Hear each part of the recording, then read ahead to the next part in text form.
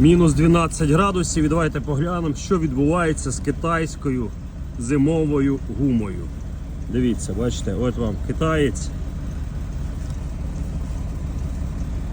М'який, не дубіє, це мінус 12. На дворі мінус 12. В принципі, ціна, якість. І зараз подивимося на європейську, це у нас Германія, покажу, що з цією резиною. Це в нас Германія. Або Німеччина, Європа. Дивіться, різниця.